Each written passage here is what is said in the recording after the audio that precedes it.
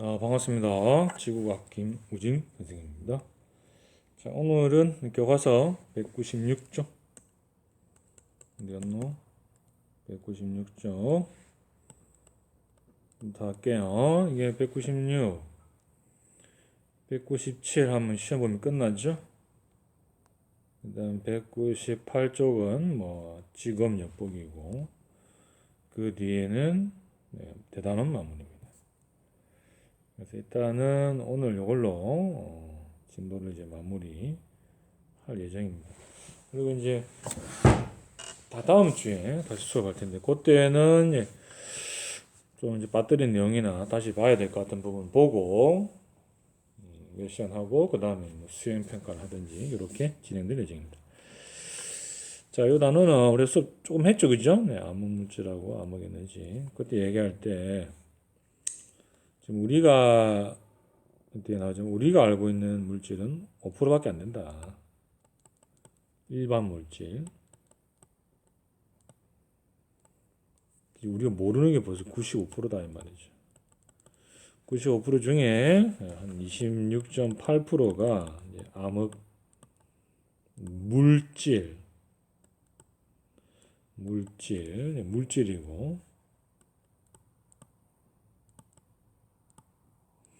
물질이고 이게 26.8%입니다.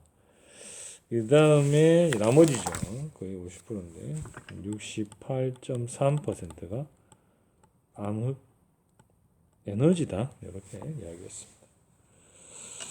학습 목표를 한번 보시면 우주 대부분이 이제 암흑 물질과 암흑 에너지로 되어 있다는 것을 우리가 얘기하는 거죠. 여기서 우리가 항상 이렇게 이질감을 느끼는 거는 우리도 우주의 한 부분인데 왜 우리는 이런 걸 모르나 라고 생각할 수 있지만 그만큼 우리가 굉장히 작은 부분에 속하는 물질로 되어 있고 그 장소에 살고 있는 거죠. 그래서 실제 우리 우주 나가보면 정말 우리가 알 수 없는 세상이 펼쳐진다 이렇게 볼 수 있겠습니다. 자, 뜬금없이 왜 입자 가속기냐? 사실 이제 여러분들이 이제 통합과학에서 또 여기서 배우셔서 알겠지만 더 작은 알갱이를 찾는 게 이 사람들의 뭐라 해야 되죠? 이 사람들 임무입니다, 임무. 더 작은 입자는 어떻게 됩니까? 더 작은 그걸 찾았을 때 비로소 이제 우주에 대한 이야기를 할 수 있다는 겁니다. 그런데 이제 우리나라도 여기 한몫한다 이런 이야기가 되겠어요. 입자 가속기 우주 탄생 비밀뿐만 아니라 탄생의 비밀입니다. 우주가 구성하고 있는 물질 그리고 이제 에너지를 밝히는데 이바지할 것으로 기대가 됩니다. 그래서 이 입자 가속기 안에서 일어나는 일은 뭔가 우리가 살고 있는 현실과 좀 다르겠죠. 자, 계속 갑니다. 자, 빅뱅으로 이제 우주가 탄생했다고 이제 사람들이 믿게 되었습니다. 물론 반론을 가진 사람도 있지만 대부분 믿게 됐고 팽창한다는 것도 모두 동의하고 있는 사실이고요. 그래서 빅뱅에 따라서 우주 온도는 낮아지고 있다고 생각이 됩니다. 자, 표준 모형은 이제 표준 모형이라는 이론이 따로 있는 겁니다. 이론이 있고 그 이론에서는 이제 물질의 기본 입자라든지 입자 간의 상호작용 그리고 이 힘의 통일에 대해서 연구를 하는 이론입니다. 그 자기 말하면 이제 미래를 이끌어갈 이론이죠. 이것만 잘 정리가 되면 정말 과학이든 뭐든 혁신적으로 바뀔 수 있는 겁니다. 아직 과정이 있습니다. 자, 이를 이용해서 우주 초기뿐만 아니라 미래까지 예측을 하는 정말 엄청난 능력이 되는 거죠. 특히 과학자들은 표준 모형으로 이제 물질이라든지 상호작용을 설명하려고 노력하고 있습니다. 물리를 배우는데 우주에 존재하는 힘이 크게 4개거든요. 그것들이 어떻게 작용하는가 뭐 이런 이야기하겠습니다. 자, 과학자들은 여러 별과 은하의 운동을 관측하여 예상보다 훨씬 큰 중력이 우주에 영향을 미친다 해서 알아냈습니다. 훨씬 큰 중력. 자, 봐요. 그러니까 우리가 알고 있는 이 중력이 아니에요. 뭐 지구가 달을 당긴다 이런 것보다 훨씬 더 큰 중력입니다. 그리고 그 에너지는 이런 물질의 질량이 아니에요. 에너지. 무슨 에너지? 암흑 에너지.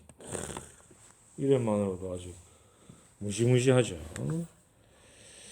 자, 그다음 이는 우주에서 관측되는 물질의 양보다 훨씬 많은 양의 물질이 있다.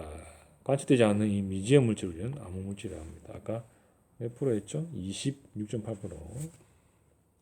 적어볼까요? 26.8%. 자, 한편 최근의 관찰을 보면요, 우주는 빠르게 팽창하고 있습니다. 가속 팽창 우주. 이게 최근에 관찰한 겁니다, 여러분. 이 가속 팽창하는 거는 어떤 중력하고는 다른 힘입니다. 청력이에요, 청력. 물질끼리 미는 청력이 작용한다는 거죠. 이것의 원천이 이제 암흑 에너지다. 상당히 재미있는 사실이에요. 우리는 중력이라고 하면은 서로 당기는 것 말하는데 지금 여기에서는 미는 것도 있다는 거죠. 그게 암흑 에너지고요. 계속 갑니다. 자, 우주가 과거로부터 지금까지 계속 팽창해 왔다면 앞으로 어찌 될까? 저도 개인적으로 굉장히 궁금합니다. 그런 거 있잖아요. 와, 계속 팽창만 할 건가? 다시 모이지 않을까? 이런 의문을 가질 수 있지만요. 쉽게 확신하기 어렵습니다. 자, 암흑 에너지가 없을 때는 우주가 영원히 팽창하게 될지 아니면 팽창 멈추게 될지에 대한 것을 이제 우주 밀도에 따라 결정했다는 거죠. 즉, 과거에는 우리가 이렇게 생각했다는 거예요. 밑에 보시면요. 이런 표가 있습니다. 여기 보시면 현재 적힌 데 있죠. 이 현재 적힌 시점이 바로 지금 시점이에요. 지금. 그리고 이 시점에서 어떤 물리량이 여기에 해당하면 가속할 것이다 라고 하는 사람이 있었고, 한 사람의 이론이죠. 이제 가속할 거라고 했고, 어떤 이제 물리량이 되면은 평탄 우주가 될 것이다, 어떤 물리량이 닫힌 우주가 될 것이다 이렇게 얘기했습니다. 요거는 이제 과거에 생각했던 이야기는 하지만 이미 이렇게 우리가 결론 내렸기 때문에 이렇게 생각할 때 바로 임계밀도라고 하는 게 나옵니다. 임계밀도. 임계밀도가 뭐냐 설명이 나오는데요. 우주의 밀도에 의해서 이제 중력이 작용하고 그다음에 우주가 팽창하게 하는 힘, 이제 암흑 에너지잖아요. 이 힘이 이제 평형을 이룰 때는 때를 임계밀도라는 거예요. 그러니까 어떤 이 정도 부피 공간에 어떤 질량도 있는 물질이 이렇게 있어요. 이 밀도라고 하는 거는 이 부피분의 질량이죠, 그죠?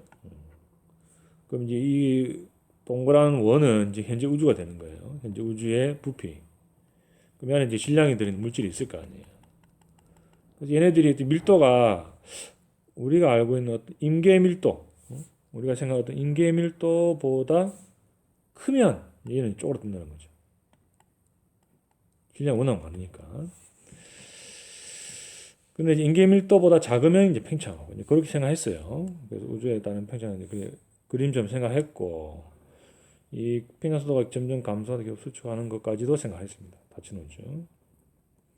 반대로 이제 우주 밀도, 임계 밀도보다 작으면 계속 팽창하겠죠. 그래서 우주 밀도, 임계 밀도가 같다면 이제 계속 속도 느려지지만 팽창이 완전히 멈추지 않는다. 아마 이거 이해 못한 사람, 우주 밀도가 임계 밀도가 같다면 멈추는 게 아닙니다, 여러분. 그러니까 이제 여러분이 자전거 타고 가다가 막 세게 달리다가 더 이상 발을 굴리지 않으면 자전거가 멈추느냐? 아니죠. 발이 멈추는 순간의 속도로 가긴 가되 속도가 조금씩 느려지지 않습니까? 그것처럼 우주도 관성에 의해서 계속 커지다가 조금 이제 느려지는 것 뿐이에요. 속도 자체가 절대적인 양이 감소하는 건 아니다 말이에요. 그게 지금 가속도죠. 가속도가 감소하는 거지 속도가 감소하는 것은 아니다 말이에요. 너무 어렵나? 할 수 없고요. 그래서 최근 정밀 관측으로 이제 봤더니 미세한 불균형 자세히 보면은 이 급팽창 시기에 불균형 정도도 알 수 있고, 자 보세요. 이제 최근에 정밀한 관측으로 지금 뭘 알게 됐는지를 얘기하고 있습니다. 이게 왜 중요하냐?